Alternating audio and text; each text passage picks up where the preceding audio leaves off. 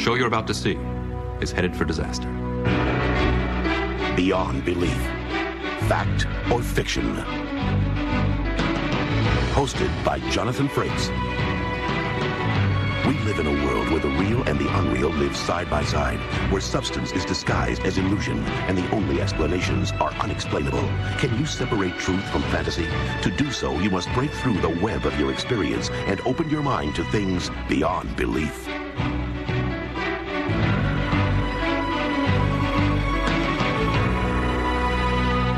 Talk of disaster is very much with us in these times. One day we're discussing the sinking of great ships. The next we're contemplating comets headed toward the Earth. But disasters, like most things, depend on your perspective. Some people look at this drawing and see a high mountain, safe from harm, while others see a tunnel spiraling down into an endless abyss. Our stories in this show all deal in some way with disasters or their consequences. Some of the stories are inspired by actual events, while others are totally made up. We'll give you the answers at the end of our show. Cheers, salut, skol, l'chaim. Whatever the language, whatever the culture, there's always a toast to good times, a design for celebration. These life-affirming rituals are important because they give us hope for the future and recognize triumphs over past adversities. Charles and Gwen Chandler have good reason to celebrate. They're alive due to the strangest of circumstances. Let's join them now in their celebration. The party is about to begin. It was the spring of 1937. Charles and Gwen Chandler loved traveling with their good friends, the Delaney's, Philip and Margaret. They'd seen much of the world together. Gwen and Charles couldn't think of anyone else they'd rather celebrate their 22nd wedding anniversary with. I'd like to propose a toast. Here's to smooth sailings and happy landings. Oh, yes. Here, here. And I would like to propose another toast. To 22 years of wedded bliss, may you have 22 more, at least. Thank you. Here, here. I can't believe it was 22 years ago. We never did get to take our dream honeymoon. The one we had was fine. Oh, yes, this mystery honeymoon. Oh, are you ever going to tell us what actually happened to make you change your plans? It's just that what happened is so unbelievable that we decided a long time ago to keep it between ourselves. Come on, Charlie, spill the beans. Tell us the story. We've got the time. It's more than just a story, Philip. It really happened. Charlie? It's fine, Gwen. We were young and so much in love. We were married the day before, and we were scheduled to leave for Europe on the most wonderful honeymoon imaginable.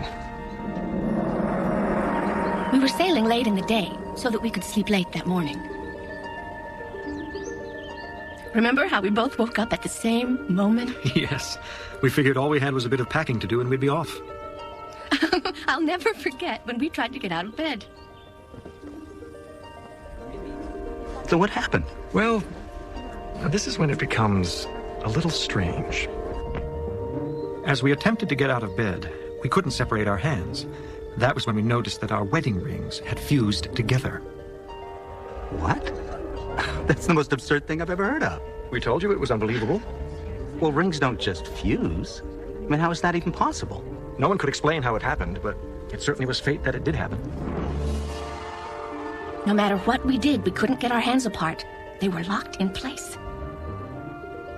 Why didn't you just slip them off? Oh, we tried to. Our fingers were so swollen, they wouldn't budge.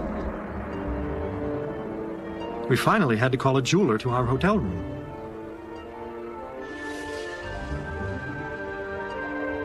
But he was at a loss. He'd never seen anything like it. He wanted to be very careful about not damaging the rings or our hands. By then, we were very worried that we were going to miss the departure of our ship. But what could we do? We couldn't even get out of our nightclothes. Wow, that's an amazing story. Well, it gets even more amazing, Philip. You won't believe what happened next. After sending for just the right tool, the jeweler was finally able to cut us free of the rings. So you made it to your ship. It's a fabulous story. It's not finished yet. We rushed to the dock, but we were too late. Our ship had sailed. We missed it by minutes. Oh, that is the saddest story I've ever heard. It was the luckiest thing that ever happened to us. You see, the ship that we were set to depart on was the RMS Lusitania. 6 days later, it was torpedoed and sunk. Almost 1,200 people died. That is incredible. These are the lucky rings. We wear them every day. You can see where they were cut apart. Oh, truly is a miracle. Well, I would like to propose another toast to the luckiest people in the world, our best friends, the Chandlers. Oh, indeed, Charles and Gwen. Oh, look. Everyone's going to the observation deck. We must be getting ready to dock.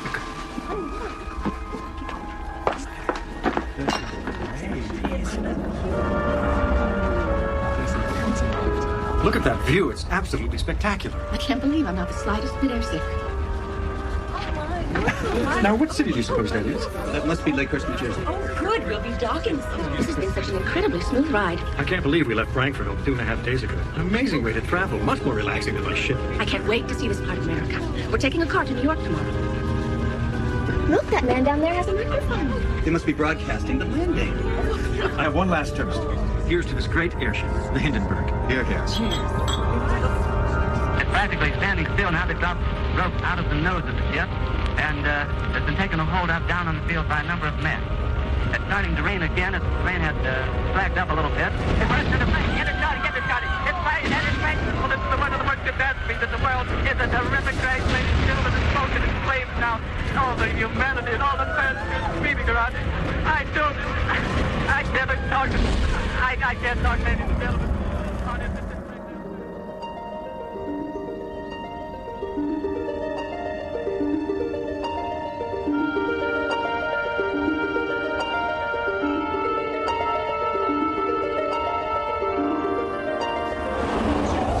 Students of history know that the Hindenburg, a luxury dirigible, exploded upon its arrival in New Jersey. One of the most infamous air disasters of all time, killing almost 1/2 of the passengers on board. Charles and Gwen Chandler, who had escaped the fate of the Lusitania, leaped out of the frying pan and into the fire. Is this cruel joke based on an actual event, or have we ignited an explosion of lies? We'll tell you whether this story is true or false at the end of our show. Next, a swap meet is visited by a mysterious stranger on Beyond Belief, Fact or Fiction. Have you ever visited a flea market, swap meet, or garage sale? To run a successful booth takes a combination of desirable merchandise, a positive attitude, and an irresistible charm. Elmo P. Middleton had much to offer in all those departments. But despite all this, you might say his business was a disaster. The local swap meet was a place where we used to go to browse and shop for bargains. But this week we were going to operate our own booth. It was part of the plan I had to get some extra money that would help my daughter Molly go to the state university. The swap meet had been closed for about a month since the earthquake, and there were still aftershocks going on. But at 8 a.m., all the people were arriving just like a regular Sunday. My daughter Molly is the best daughter a parent could ever wish for. She worked hard throughout high school with one goal in mind. College. That was her dream. To go to a good school somewhere and make me proud. As if she hadn't done that already.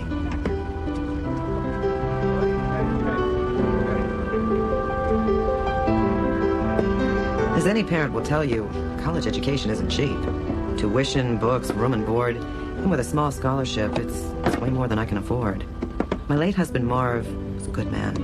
He always provided for his family, but his insurance only covered so much. My job just gets us by. I didn't have a lot to sell at this market, but I was determined to go home with some money for Molly's education.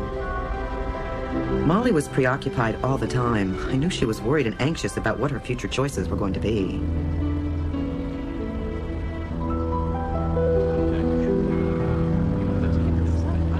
At the start of the day, we just couldn't seem to interest anyone in anything we had to offer. Molly turned on all her schoolgirl charm, but nothing seemed to be helping.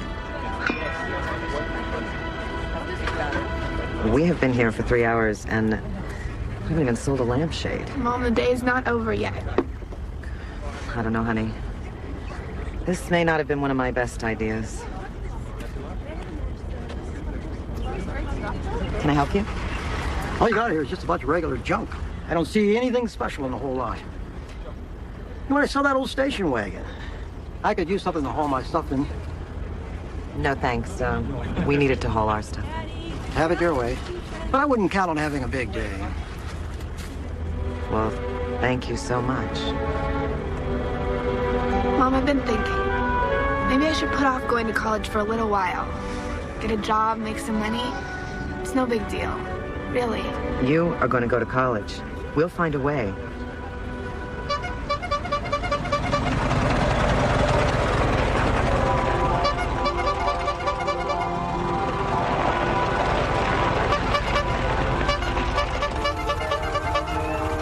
That was when we first saw him, the man in the Model T.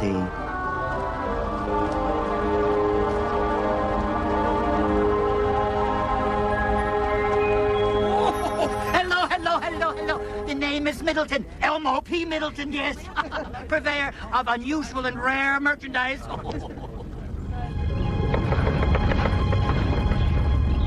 Did you feel that?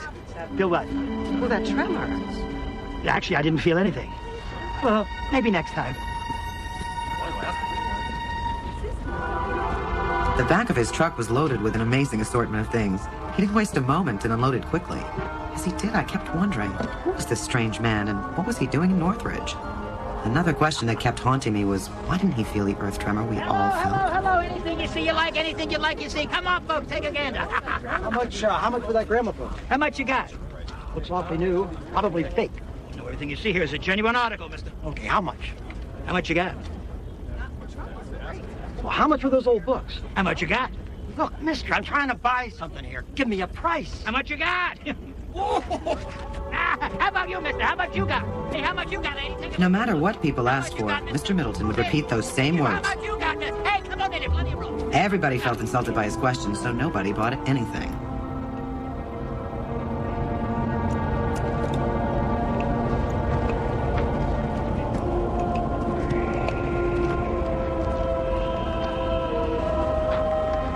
It's a lovely lamp, isn't it?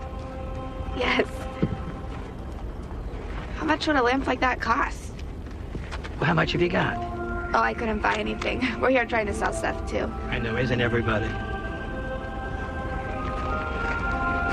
Molly.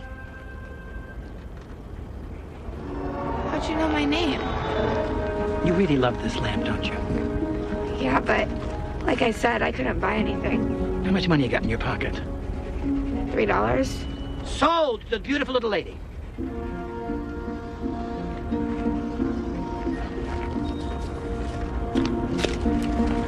Enjoy it. Molly told me later that she wasn't sure why she gave the man her $3. There was just something about him that she liked and trusted.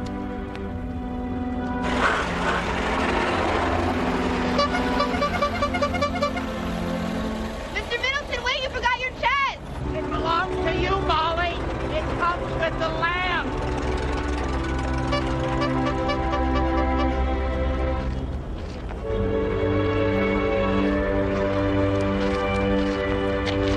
What a strange man. Yeah, but nice. Yeah. Mom, look at this. Oh my gosh, I don't believe it. This was from the Titanic. This could be worth a fortune. It's so old. Oh, isn't that beautiful? So pretty. A million thoughts were racing through my head. Oh, Molly. Molly's great-grandfather was one of the passengers lost on the Titanic. He had a handlebar mustache, too, just like Mr. Middleton. His name was Marvin L. Juergens. Oh, my God. Molly, this was your great-grandfather's.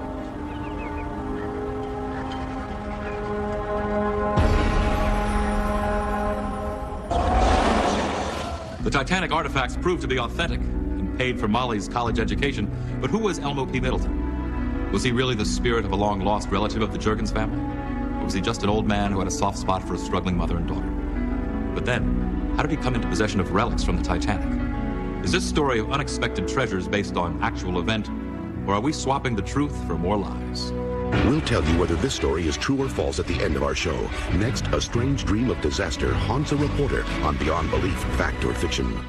Today, news reports travel at lightning speed around the world and back again at the flick of a switch.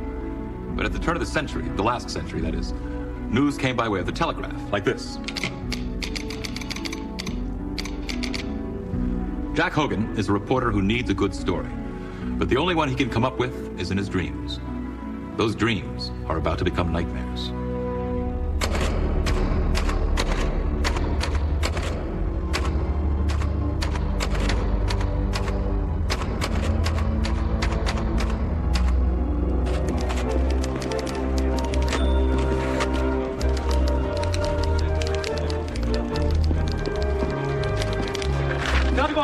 Joey.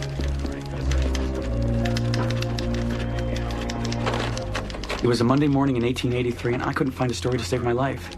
It wasn't my fault that nothing much was happening in the world that day.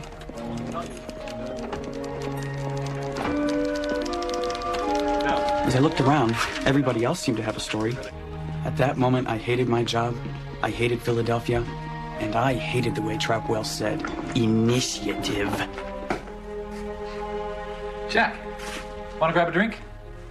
No, not tonight. Thanks, Wally. I think, I'm just gonna wait around for the late wire copy, see if anything interesting comes in. Okay, Jack. See you tomorrow. Nothing came in over the wire that night. I really needed to find a story, but I was exhausted. I lay down on the couch, closed my eyes for a minute, and fell right to sleep.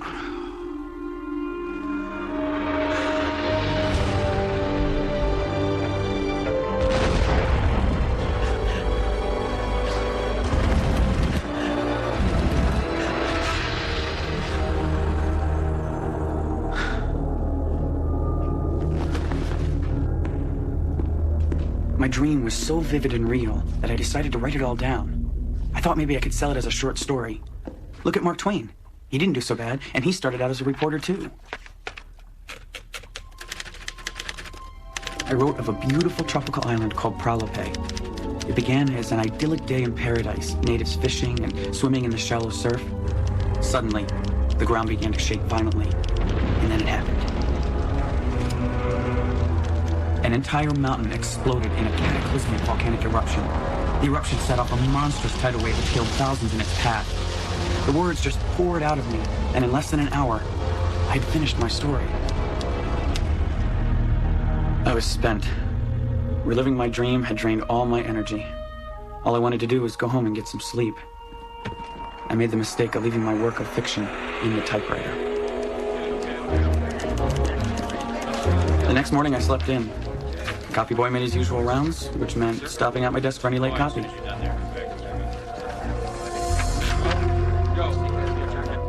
Mr. Trapwell read the story that the copy boy mistakenly grabbed off my desk. The more he read, the more excited he became. This could be the biggest scoop in years. Joey! Tell George I want this in the early edition, and let me know the minute that Jack Hogan comes in.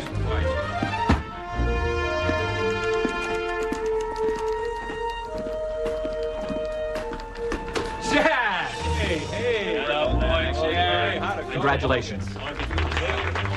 What are you talking about? Congratulations, Jack. Your story is sweeping the country. It's our scoop. We printed it first. What story is this? Your story about the volcano erupting on that island of Pralope. What? Oh, Mr. Trapwell, that story, that's not true. What do you mean it's not true? It was a dream I had, and I wrote it all down. I was going to sell it as a short story, but you're going to have to print a retraction. Can't print a retraction. I can't print a retraction. I'll become a laughing stock. I know, but it never happened. There was no volcano. I could cheerfully break your neck, Hogan. Do me a favor. If I ever say the word initiative to you again, don't listen to me!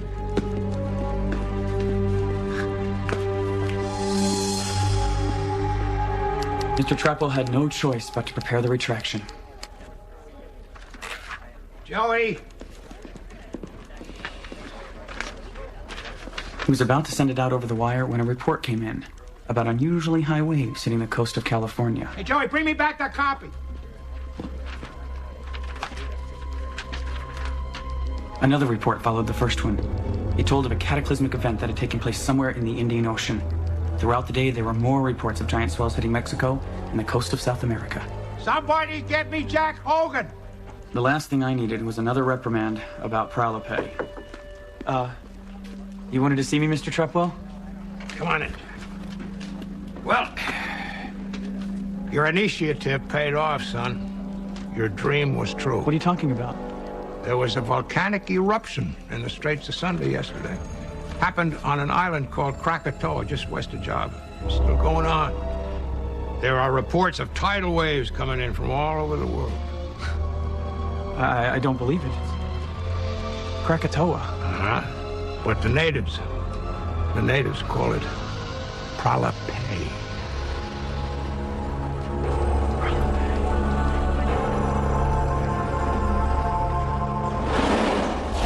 Was Jack Hogan psychic? Did he actually have a premonition of the volcanic eruption? Or was it just a dramatic coincidence? If so, how could he have dreamed the original name for Krakatoa? A name so obscure he couldn't have possibly known it beforehand. Is this story of the scoop of the century real? Or is it something that we dreamed up? We'll tell you whether this story is true or false at the end of our show. Next, a pleasure trip turns into a voyage into terror on Beyond Belief, Fact or Fiction. McGuire is going on vacation. She's flown many times before to Europe, Asia, and beyond. But she's about to take off on a trip where the final destination is beyond belief.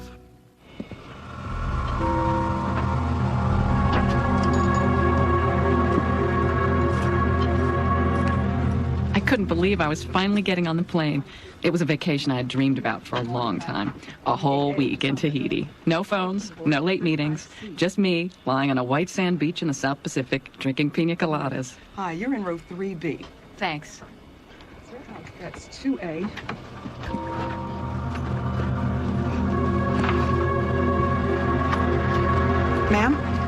Ma'am, the first class section is up here.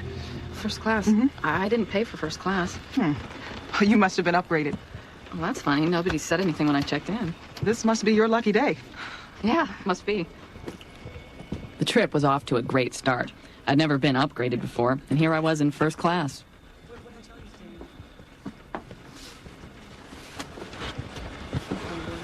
Ma'am, I'm sorry. You're in the wrong seat. 3B is the aisle seat. Oh, I'm sorry. I didn't realize. It's no problem. If you prefer the window, I don't mind sitting on the aisle.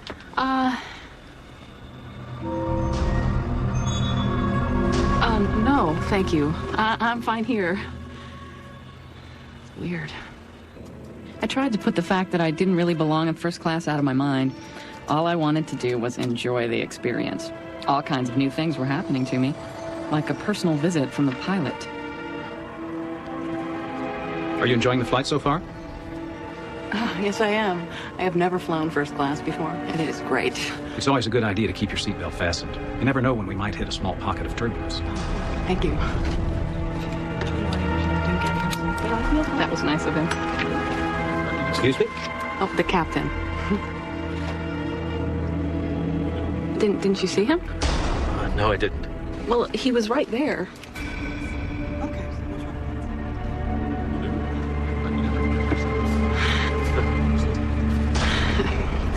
At the time, it seemed a little strange, but looking back, it all makes sense to me now.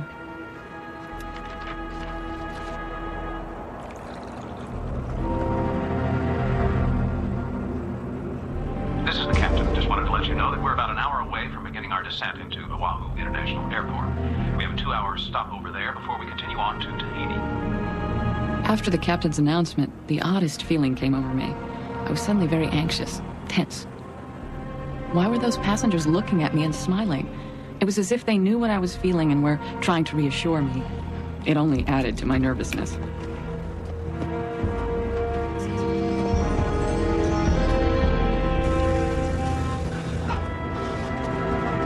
I just couldn't shake the anxiety. I was so uptight. Attention all passengers, please return to your seats at once. What was happening to me?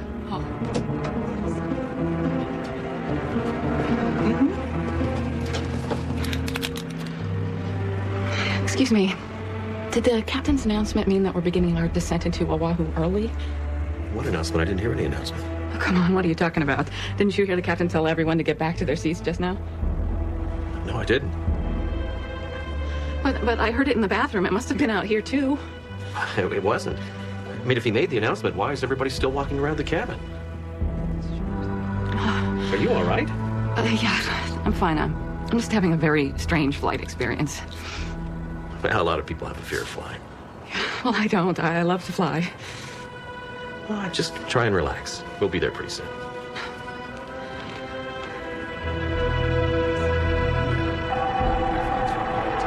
Tighten your seatbelt.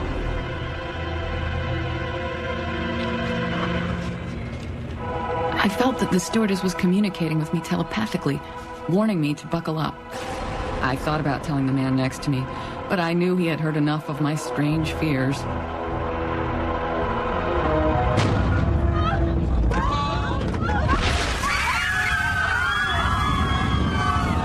I looked for the man seated next to me, but he was gone. A mechanical malfunction tore a door loose and ripped a gaping hole in the body of the plane. The fuselage and roof had been ripped off the aircraft. I was holding on for dear life. A handful of passengers, including Beth McGuire, miraculously survived that flight. But the 4 rows of passengers in front of Beth were lost, as was the passenger in the seat next to hers, the seat she almost took. A series of mysterious circumstances led Beth to the right seat at exactly the right time.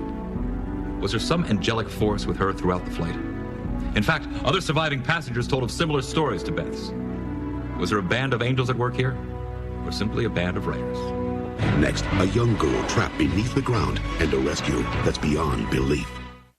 Weather forecasting is no longer a guessing game. The satellites that watch over the Earth's atmosphere are able to predict meteorological disasters well before they occur. The ability to project tornado watches and hurricane warnings have saved thousands of lives. But there are always people who are still victims, people like little Luisa. She was playing in the basement when the storm hit. Now she's trapped and her life hangs on the whims of fate. Luisa's favorite words are buenos dias, Spanish for good day. But a good day is the last thing Luisa is having. A tornado ripped apart homes and a local high school as it cut a 10-mile swath across southeast Texas yesterday. The twister struck without warning during powerful afternoon thunderstorms. At least 8 people are dead, 60 injured, and dozens are still reported missing, according to the Texas Emergency Management Agency. All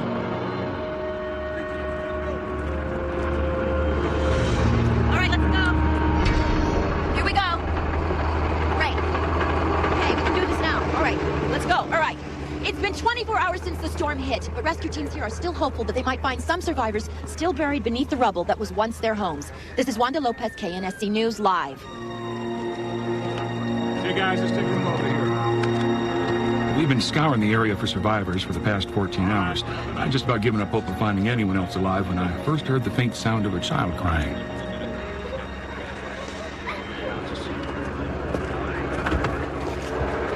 Hello, is there somebody down there? Is there anybody down there? Maybe it's nothing, Skip. We've been at this a long time now. Yeah, maybe you're right. Wait. We got one. Sounds like a kid. I hear you, honey. I hear you. Oh, what's your name? I am Luisa. All right, Luisa. Now, don't you worry. We're going to get you out of there. She must be trapped in the basement. Help me, please. I am hungry. I'm so tired. Luisa, listen, honey. My name is Skip. Now, sweetheart, I need you to be a brave little girl and hang in there for me, okay? I'll try. What do you think? Oh, it's too risky to dig straight down. We'll clap the whole thing on her. We're going to have to go in at an angle. It's going to be slower, but it's the best way. All right, listen, we're coming to get you, Luisa. It won't take long. All right, let's get moving, guys. We got to get her out of there. We're on it. All right, let's go. Something hit your head? Yes, it's bleeding. Please, get me out of here. All right, honey, we'll get you out of here, I promise. What are we doing? It's going slow. Well, listen, try and speed it up. She's got a head injury. So tired. I want my grandpa. I know. It's going to be okay, Luisa. Now try and stay awake for me, okay, honey? Luisa? It was urgent that I keep Luisa awake. She might have had a concussion, and I didn't want her to slip into a coma. I didn't know how old she was, so I talked about anything I could think of. Is this your house, Luisa? Luisa, is this where you live? Answer me, honey. I want my grandpa. Oh, is this your grandpa's house? Yes. My mommy went away. Every morning, my grandpa wakes me up all happy and says, "Buenos dias, Luisa." I wish I could hear him now. I know, honey, I know. It won't be long. It won't be long. Just hang in there for me, sweetheart. Talk to me, Luisa. Luisa? Anyone on this channel? Yeah, probably. This is Skip over here on Albrecht Road. Listen, I got a little girl named Luisa, and she's trapped in the debris of her house. She keeps asking for her grandfather. Now, look, you got to find him and try and get him over here as soon as possible, all right? All right, you call me back just as soon as you find out anything. All right, I'll be waiting for you. Now, what's wrong? We need another hour. I ran into a ton of concrete down there. All right, listen, just do the best you can. I'll try and keep her awake, all right? Luisa? Luisa, honey, can you hear me? Luisa?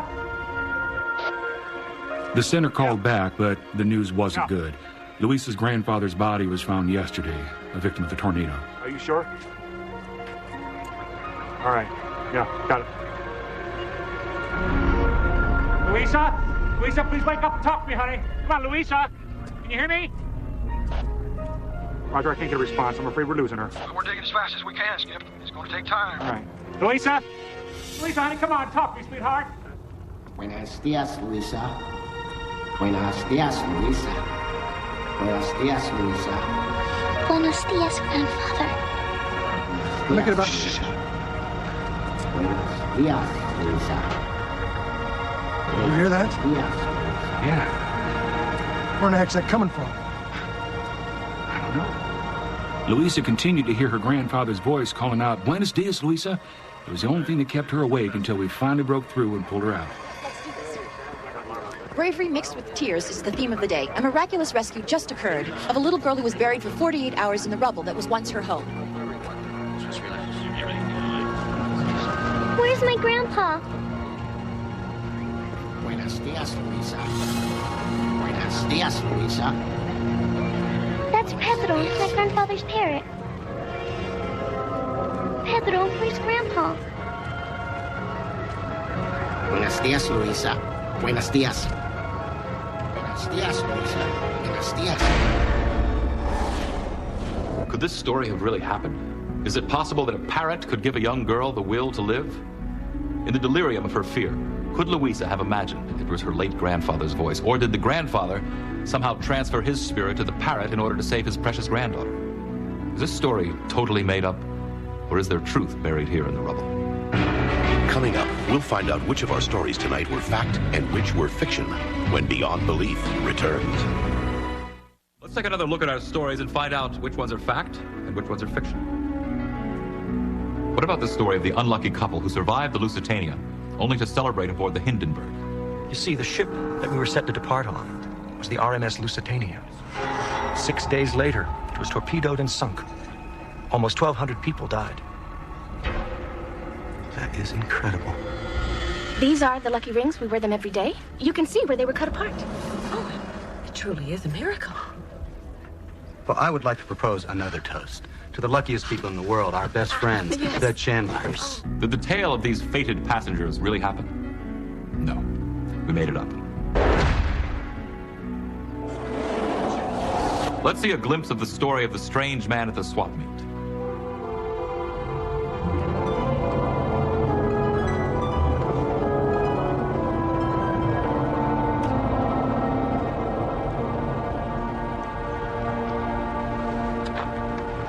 It's a lovely lamp, isn't it? Yes. How much would a lamp like that cost? Well, how much have you got? Is this plot of the couple who found treasures in a most unexpected way based on an actual event? No. This one was invented by a writer. Let's look back at the news reporter who had the premonition of a volcanic explosion. Was it true or false? Well, your initiative paid off, son. Your dream was true. What are you talking about? There was a volcanic eruption in the Straits of Sunday yesterday. Happened on an island called Krakatoa, just west of Java. Still going on. There are reports of tidal waves coming in from all over the world. Was this story based on a real event? Yes, it's true. How about the story of the woman who seemed to be watched over by angels on an ill-fated flight? Ma'am, I'm sorry. You're in the wrong seat. 3B is the aisle seat. Oh, I'm sorry. I didn't realize. It's no problem. If you prefer the window, I don't mind sitting on the aisle.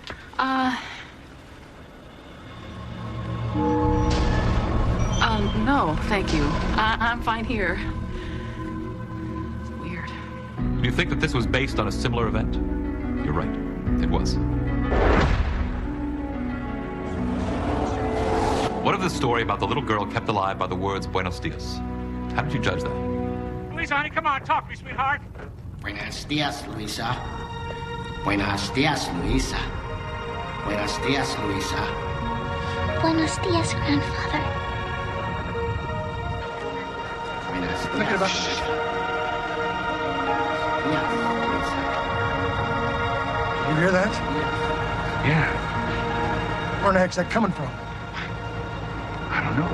Is this saga of a parrot who saves a girl's life inspired by an actual event? Not this time. It's fiction. So how was your judgment? Did you guess them all right, or was your score a disaster?